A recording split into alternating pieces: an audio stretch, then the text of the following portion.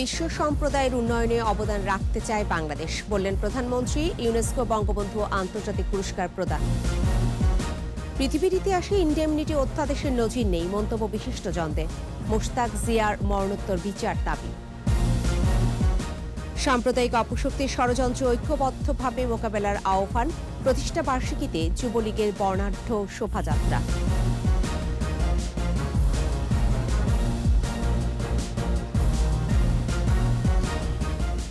এতক্ষণ শুনছিলেন first security ইসলামী bank limited সংবাদ শিরোনাম। প্রত্যেকে আমন্ত্রণ জানাচ্ছি রাত 9টার 21 সংবাদের সাথে থাকছি আমি ফেরদৌসী আহমেদ। দর্শক, 21 টেলিভিশনের সংবাদ একই সাথে সরাসরি দেখতে পাবেন আমাদের ফেসবুক পেজ www.facebook.com/2124 অনলাইনে। নিজেদের সীমিত সামর্থ্যে বিশ্ব সম্প্রদায়ের আর্থসামাজিক উন্নয়ন অগ্রগতিতে অবদান রাখার কথা বলেছেন প্রধানমন্ত্রী শেখ হাসিনা। প্যারিসে ইউনেস্কো বাংলাদেশ বঙ্গবন্ধু শেখ মুজিবুর রহমান আন্তর্জাতিক পুরস্কার প্রদান অনুষ্ঠানে তিনি বলেন, সৃজনশীল অর্থনীতিতে বিনিয়োগ, প্রযুক্তিগত অগ্রগতি সম্মিলিত লক্ষ্য পূরণ সম্ভব। আরও জানাচ্ছেন প্রণব চক্রবর্তী। প্রথমবারের মতো সৃজনশীল অর্থনীতির জন্য ইউনেস্কো বঙ্গবন্ধু শেখ মুজিবুর রহমান আন্তর্জাতিক পুরস্কার প্রদান। বেসরকারি সংস্থা উগান্ডার মোটিভ ক্রিয়েশনস এর হাতে পুরস্কার তুলে দেন প্রধানমন্ত্রী শেখ হাসিনা। বঙ্গবন্ধু শেখ মুজিবুর রহমান আন্তর্জাতিক পুরস্কার প্রবর্তনের সিদ্ধান্ত বিশ্ব মানবতা ও শান্তিতে বঙ্গবন্ধু শেখ মুজিবুর রহমানের অবদানের প্রতি সব থেকে উপযুক্ত সম্মান।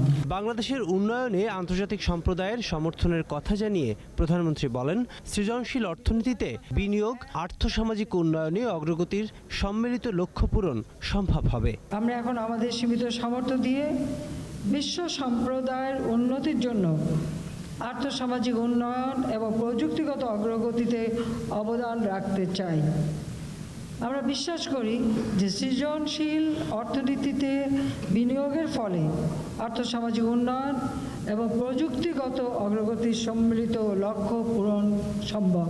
শেখ হাসিনা বলেন, বঙ্গবন্ধুর নামে আন্তর্জাতিক এই পুরস্কার বৈশ্বিক অগ্রাধিকার অর্থাৎ লিঙ্গ সমতা এবং যুবকদের অগ্রাধিকারে অবদান রাখবে।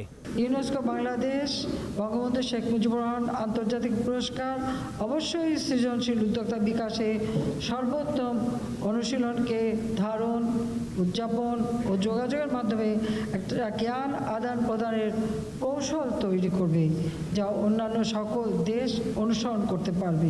এদিকে ইউনেস্কো সদর দপ্তরে 41তম সাধারণ অধিবেশনে দেয়া ভাষণে প্রধানমন্ত্রী সবার জন্য সমান সুযোগ নিশ্চিত করতে দূর শিক্ষণ ও অনলাইন শিক্ষাকে বৈশ্বিক পাবলিক পণ্য হিসেবে ঘোষণা করার আহ্বান জানান। During the pandemic, I call upon this august body to declare remote learning and online education as a global public good. একই সঙ্গে এ বিষয়ে অংশীদারিত্ব এবং সম্পদের জন্য অগ্রাধিকার দিয়ে বেসরকারি খাতসহ অন্য অংশীদারদের সঙ্গে কাজ করার কথাও বলেন প্রধানমন্ত্রী Sheikh Hasina. Bangladesh is ready to work closely with UNESCO in its endeavor to construct the defense of peace. Pranab Chakraborty, 21 television. Indemnity অধ্যাদেশ বাতিলের মধ্য দিয়ে বিচারহীনতার সংস্কৃতি থেকে বেরিয়ে এসেছে বাংলাদেশ। জেনারেল জিয়ার নেপথ্য ষড়যন্ত্র না থাকলে বঙ্গবন্ধু হত্যার পর ইনডেমনিটি অধ্যাদেশ বহাল রাখা হতো না। 15 আগস্টের কলঙ্কমোচনের পথে একটি বড় অগ্রগতি 1996 সালের 12 নভেম্বর। এই দিন জাতীয় সংসদের অধিবেশনে ইনডেমনিটি অধ্যাদেশ রহিতকরণের বিল পাশের মধ্য দিয়ে 15 আগস্টে খুনিদের দায় মুক্তির অবসান ঘটে। দেখুন প্রণব চক্রবর্তীর আরেকটি রিপোর্ট। 75-এর 15 আগস্ট সপরিবারে বঙ্গবন্ধুকে হত্যার পর জারি করা হয় সামরিক আইন। মুক্তিযুদ্ধের মধ্য দিয়ে অর্জিত সংবিধান স্থগিত করে ক্ষমতা নেয় বিশ্বাসঘাতক মোস্তাক, আর জাতির পিতাকে সপরিবারে হত্যাকারীরা আশ্রয় পায় বঙ্গভবনে। সেনাপ্রধান হন জেনারেল জিয়া। জাতির পিতাকে হত্যার 42 দিনের মাথায় 26 সেপ্টেম্বর ঘাতকদের দায় মুক্তি দিয়ে কুখ্যাত ইনডেমনিটি অধ্যাদেশ জারি করে খন্দকার মোস্তাক। এরপর জেনারেল জিয়ার শাসনামলে 1979 সালের 9 জুলাই পঞ্চম সংশোধনীর আওতায় একে সাংবিধানিক বৈধতা দেয়া হয়। এভাবেই খুনিদের দায় মুক্তি দেওয়া, অবৈধ ক্ষমতা দখল করা এবং অবৈধ ক্ষমতা দখলকারীরা যে সকল কাজ করেছেন তাকে বৈধতা দেওয়ার জন্যই ইনডেমনিটি অর্ডিন্যান্স পরবর্তীতে আইনের মাধ্যমে চূড়ান্ত আকারে রূপ দেওয়া হয়। 15 আগস্টের কলঙ্ক মোচনের পথে একটি বড় অগ্রগতি ঘটে 1996 সালের 12 নভেম্বর। বঙ্গবন্ধু কন্যা শেখ হাসিনা ক্ষমতায় এসে বাতিল করেন ওই কালো আইন। ওই দিন হরতাল ডাকে তৎকালীন বিরোধী দল বিএনপি। বঙ্গবন্ধু কন্যার নেতৃত্বে ইনডেমনিটি অর্ডিন্যান্স বাতিল করে বঙ্গবন্ধুর খুনিদের বিচার করা হলেও বাস্তবতা হচ্ছে খুনিদের অনুসারীরা, তাদের পৃষ্ঠপোষকরা এবং যারা চান না মুক্তিযুদ্ধের বাংলাদেশ টিকে থাকুক তারা কিন্তু এখনও সক্রিয় রয়েছে। বঙ্গবন্ধু হত্যার বিচার হলেও এর নেপথ্য কুশীলবদের মুখোশ উন্মোচনে দাবি উঠেছে তদন্ত কমিশন গঠনের। প্রণব চক্রবর্তী, 21 টেলিভিশন, ঢাকা। ইনডেমনিটি অধ্যাদেশকে বৈধতা দেয়ায় খন্দকার মোশতাক ও জিয়াউর রহমানের মরণোত্তর বিচার দাবি করেছেন বিশিষ্টজনেরা। পৃথিবীর ইতিহাসে এমন ঘৃণ্য আইনের নজির নেই বলেও মন্তব্য করেন তারা। জসিম জুয়েলের রিপোর্ট। জাতীয় প্রেস ক্লাবে ঘৃণ্য আইন ইনডেমনিটি শিরোনামে আলোচনার আয়োজন করে প্রগতিশীল সাংবাদিক মঞ্চ। আলোচনায় পরিকল্পনা মন্ত্রী এম এ মান্নান বলেন, 15 আগস্টের খুনিদের রক্ষায় ইনডেমনিটি আইন করা হয়েছিল। আওয়ামী লীগ সরকার সেই আইন বাতিল করে জাতিকে কলঙ্কমুক্ত করেছে। খুন করেছি, এই খুনের বিচার তোমরা কেউ করতে পারবে না। আমি যেটা করেছি এটা শেষ এবং সেইটা সত্য, সেইটা ন্যায়।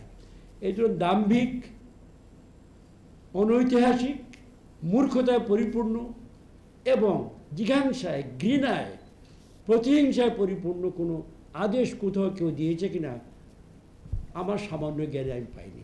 সাবেক আপিল বিভাগের বিচারপতি শামসুদ্দিন চৌধুরী মানিক বলেন, ইনডেমনিটি আইনের বৈধতা দেয় খন্দকার মোশতাক, আর তা আইনে পরিণত করে সামরিক শাসক জিয়া। জিয়া, মোশতাক এবং সায়েদ, যে এই তিনজন ছিল দেশদ্রোহী, তারা সংবিধান লঙ্ঘন করেছে, গণতন্ত্রের অগ্রযাত্রা ব্যাহত করেছে। তাদের রাষ্ট্রদ্রোহিতার জন্যই তাদের বিচার হওয়া উচিত। আলাদা কমিশন করে এর পেছনের ষড়যন্ত্রকারীদের চিহ্নিত করার দাবি জানান বক্তারা। অন্ধকারে যেগুলো আছে আমরা জানি না, সব কিছুকে প্রকাশ করতে হবে। জসিম জুয়েল, 21 টেলিভিশন, ঢাকা। সাম্প্রদায়িক অপশক্তির বিরুদ্ধে কর্মীদের সজাগ থাকার আহ্বান জানিয়েছেন যুবলীগ চেয়ারম্যান শেখ ফজলে শামস পরশ। 49তম প্রতিষ্ঠা বার্ষিকীর বর্ণাঢ্য শোভাযাত্রার উদ্বোধন করে তিনি বলেন, সকল ষড়যন্ত্র ঐক্যবদ্ধভাবে মোকাবেলা করতে হবে। দেখুন মাহমুদ হাসানের রিপোর্ট। 49তম প্রতিষ্ঠাবার্ষিকীতে বাংলাদেশ আওয়ামী যুবলীগের বর্ণাঢ্য শোভাযাত্রা। রাজধানীর সোহরাওয়ার্দী উদ্যান এলাকায় উৎসবের আমেজ।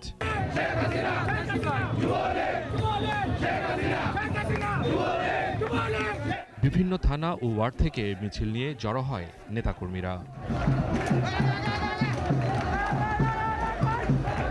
জনভোগান্তি এড়াতেই বৃহস্পতিবার কর্মসূচির পরিবর্তন করে ছুটির দিনে আনা হয়। বর্ণিল এই শোভাযাত্রার উদ্বোধন করেন যুবলীগের চেয়ারম্যান শেখ ফজলে শামস পরশ। সাম্প্রদায়িক অপশক্তির সব ষড়যন্ত্র মোকাবেলা করে দেশকে এগিয়ে নেওয়ার অঙ্গীকার করেন যুবলীগ চেয়ারম্যান। এটা এমন যুবলীগ যেটা বঙ্গবন্ধুর স্বপ্ন সামনের দিকে নিয়ে যাবে, নেত্রীর হাতকে শক্তিশালী করবে এবং একটা মর্যাদাশীল, আত্মনির্ভরশীল জাতি হিসাবে আমাদেরকে প্রতিষ্ঠিত করবে। পরে জাতীয় পতাকা দলীয় পতাকায় রঙিন হয়ে শোভাযাত্রাটি বের হয়। শাহবাগ, কাঁটাবন, সায়েন্স ল্যাব, সিটি কলেজ, কলাবাগান হয়ে ধানমন্ডি 32 নম্বরে গিয়ে র্যালিটি শেষ হয়।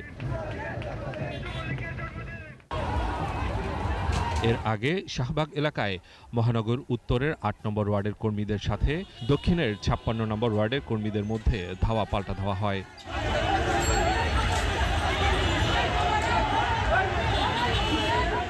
সংঘর্ষে বেশ কয়েকজন আহত হয়। মাহমুদ হাসান, 21 টেলিভিশন, ঢাকা। বিরতি, যখন ফিরছি তখন থাকবে। ইউপি নির্বাচনে সহিংসতার ঘটনা দুঃখজনক বললেন ওবায়দুল কাদের, সরকারকে দায়ী করলেন ফখরুল। দেখছেন রাত 9টার 21 সংবাদ। ইউনিয়ন পরিষদ নির্বাচনে হতাহতের ঘটনা দুঃখজনক বলে মন্তব্য করেছেন আওয়ামী লীগের সাধারণ সম্পাদক ওবায়দুল কাদের। সকালে ব্রিফিংয়ে সারা দেশে নির্বাচন ঘিরে যে উৎসব তা ধরে রাখতে সকলকে সতর্ক থাকারও আহ্বান জানান তিনি। 65 থেকে 70% ভোটারের উপস্থিতিতে স্বতঃস্ফূর্ত এবং উৎসবমুখর পরিবেশে গতকাল অনুষ্ঠিত দ্বিতীয় দফা ইউনিয়ন পরিষদ নির্বাচনে বিভিন্ন স্থানে কিছু প্রাণহানির ঘটনা ঘটেছে, অনেকেই আহত হয়েছেন। এ হতাহতের ঘটনা অত্যন্ত দুঃখজনক। সারা দেশে তৃণমূল পর্যায়ে নির্বাচনকে ঘিরে যে উৎসব মুখরতা তা ধরে রাখতে আমাদের সকল পক্ষকে আরও সতর্ক থাকতে হবে।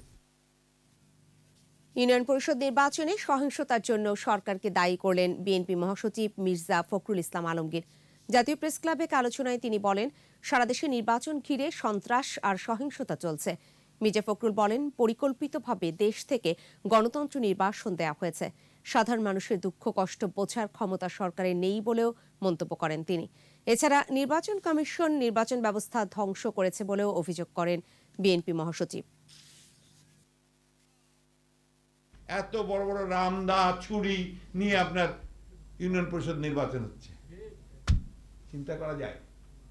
আবার তারা মন্ত্রীরা বলছে যে না না এটা তেমন কিছু না, একটু সাধারণ ঝগড়াঝাটি। নির্বাচন কমিশন বলছে যে খুব সুষ্ঠু অবাধ নির্বাচন হয়েছে, ওই যেটা আপনার সংঘর্ষ হয় এর দায় দায়িত্ব আমাদের না। লজ্জা নাই, শরম নেই। এই ভদ্রলোকের কোনো লজ্জা সম্পর্কে কিছু নেই। এই বাংলাদেশের নির্বাচন ব্যবস্থাকে তিনি ধ্বংস করলেন। এসআইবিএল ব্যবসা বাণিজ্যের খবর।